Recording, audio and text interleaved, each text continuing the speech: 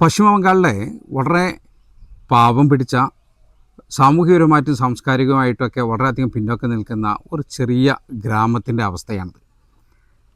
നമുക്ക് മൃഗങ്ങളെ പോറ്റി പാമ്പുകളൊക്കെ വളർത്തി ജീവിക്കുന്ന ആളുകളാണ് പലരും ഇവിടെ ഉള്ളത്.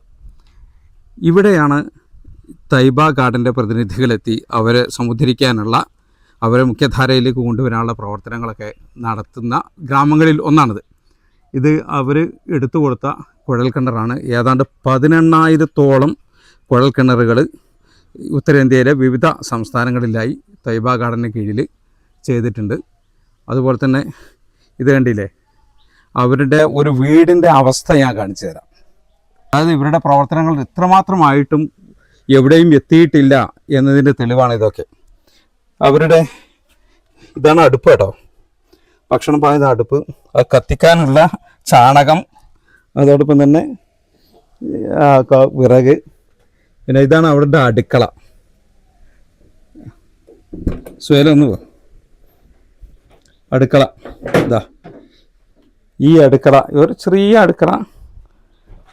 ഇതിന് തൊട്ടപ്പുറത്ത് ഇത് ഈ റൂമിൻ്റെ ഇതാ, ഈ മറ്റൊരു റൂമിൽ ഇതാ, ഇത് മറ്റൊരു അടുക്കളയാണ്. മറ്റൊരു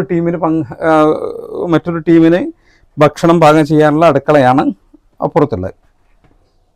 ഇവർക്ക് ഈ കുഴൽക്കിണറൊന്നും കിട്ടിയിട്ടില്ല എങ്കിൽ അവരാകെ കുടുങ്ങും. അവർ കുടുങ്ങി എന്ന് പറഞ്ഞാൽ അവരൊക്കെ ഈ കുഴൽക്കിണർ ഇപ്പോൾ ഈ ഗ്രാമത്തിലുള്ള എല്ലാ ആളുകളും വെള്ളം എടുക്കുന്ന അവിടുന്നാണ്.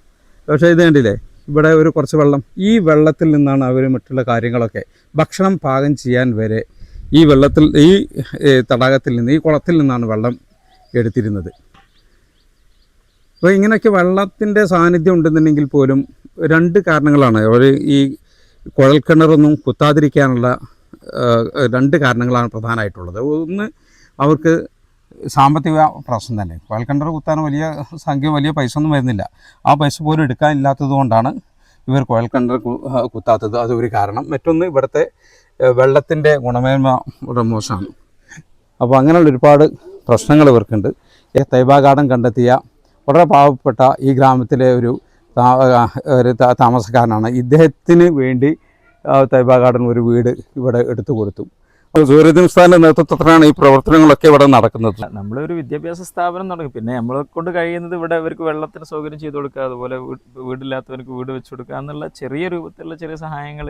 കാരണം ഈ ഗ്രാമം തന്നെ, ഇതിപ്പോൾ നമ്മുടെ സ്ഥാപനത്തിന് ഏറ്റവും തൊട്ടടുത്ത് കിടക്കുന്ന ഗ്രാമമാണ്. ഈ ഗ്രാമത്തിൽ എനിക്ക് തോന്നുന്നത് ഒരു 400-ലധികം വീടുകളുണ്ട്.